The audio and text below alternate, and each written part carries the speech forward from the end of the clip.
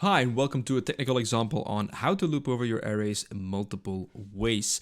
Now, we're going to take this from the angle from modern JavaScript, of course. My name is Mike, and I'm a teacher at Erasmus Hogeschool, Brussels.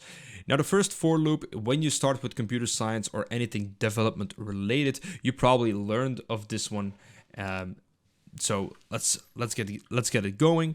We start by creating our for loop for brackets. We declare a new variable. Let's call it I. It's one of the most used ones. Then we are going to define how long it is going to run.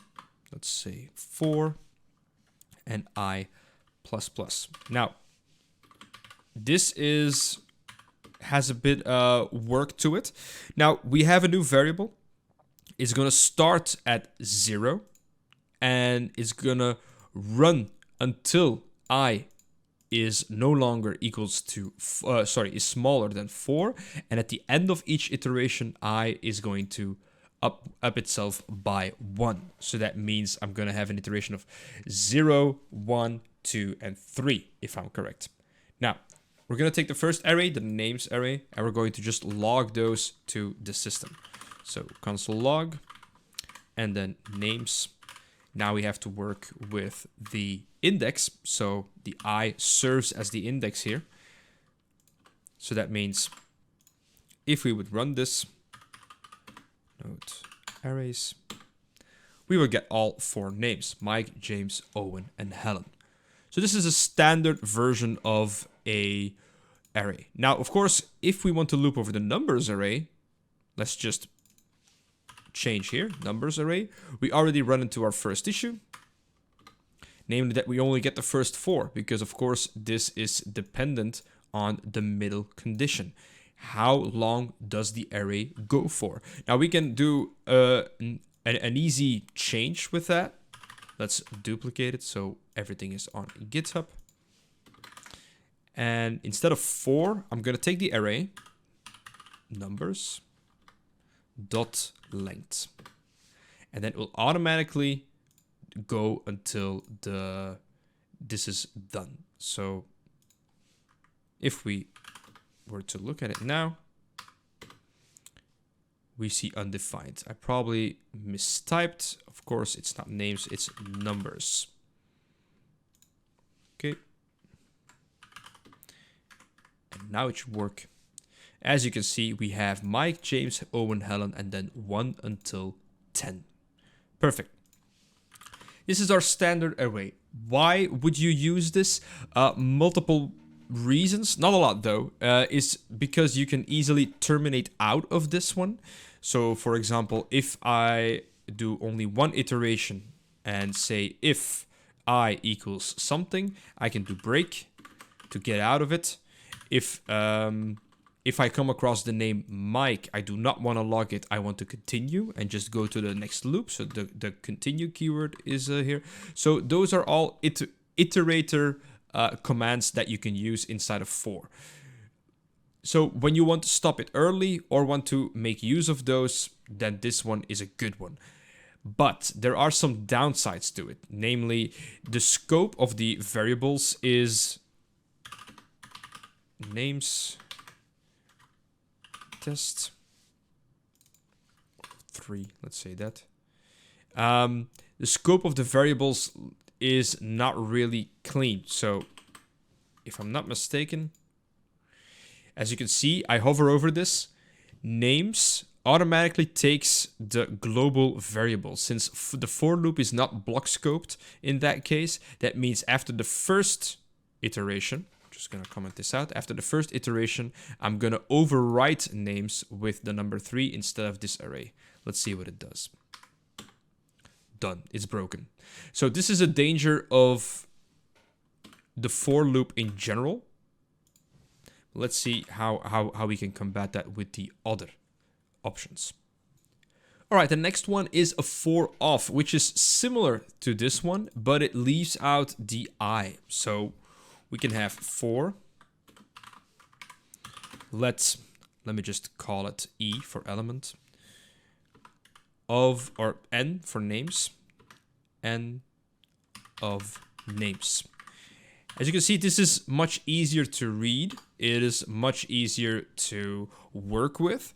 Less prone to error. As you might notice, the numbers are gone to how long this array has to run. And of course, if we log this, we immediately have the value and can do some calculations on it. So that means n would be Mike in the first iteration. Let's test this out.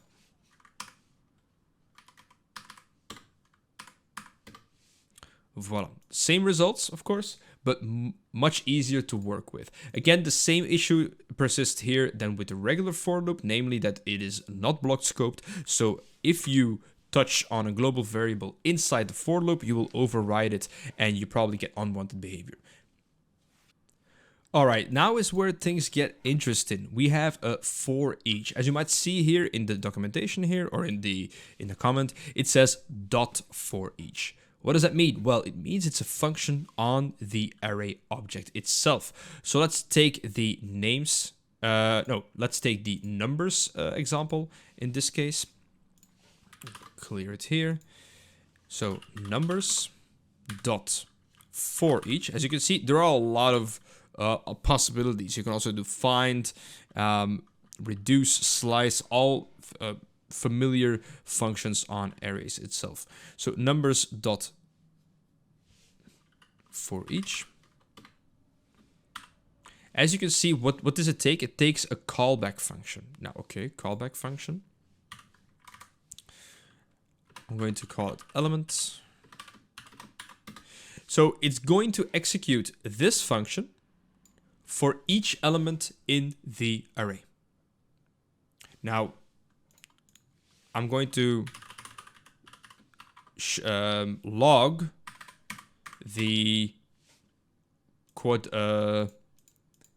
the multiplier of the elements. So let's say element times element equals, and then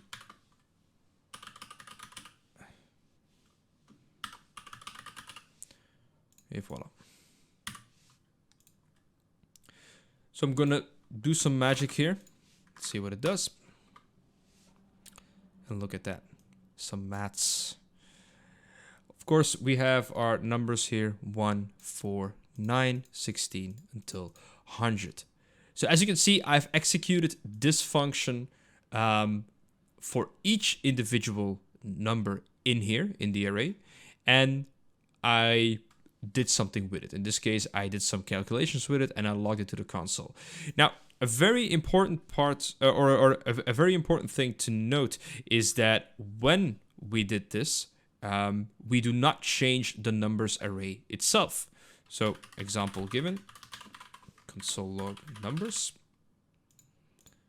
If I do it again, we have our calculations again and the original array at the bottom. All right, so why use a for each? It's much less prone to errors. You have a function, a callback function that you can do with it. You can also use the await keyword and a sync keyword. So if you're into that, you can make the callback function, which is this element, you can make it a sync and use await as well in there. So lots of options, one that is used a lot in modern day development. Now there's one specific difference between for each and map, as we will see in a second. Now map does something similar. Numbers.map. And what do we need? We need also a function, a map function, arrow.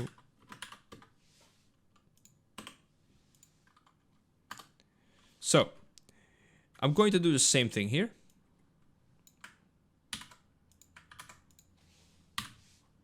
And let's see what the difference is. Let me just comment this one out.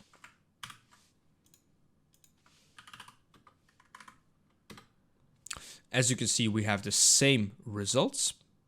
But what if we did this? All right, we have these two. We have the for each, we have the map. Now, the basic difference is, and why you would use the one over the other, is that one function returns something and the others don't. So imagine you need to do some calculations on numbers and you immediately want those numbers returned into a new array. Now, I can do, let's example 1, and I can do let example 2. Again, the functions do the same. As you see, the only thing different here is that the console log is still here for example purposes, but they both return element times element. So they would multiply. Now, I would log these two, example 1, and I would log example 2 here. Watch what happens.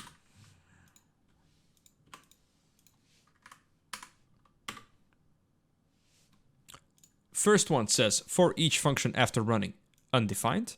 And example 2 is 1, 4, 9, 16. So everything returned and it created a new array. So again, the map function functions the same as a for each, but it returns a new array with the results depending on what, of course, what you did inside the function. So if you have a list of names where you are capitalizing each first letter, where you are adding a last name to someone, or even if you're just trying to get one element to change, because, for example, everybody who has more than 5 on the score, you can filter out, because I don't need those. I only need the people with the scores from 1 to 4. Then you can actually return an array with less or more variables to it, or a different array. So I hope this was useful. All the functionalities and multiple ways of looping over an array. Use it in your code as you see fit. Again, there is no perfect way to approach something. Mostly goes through for performance and personal preference. So take it as you will. Thank you for watching, and I'll see you in the next video.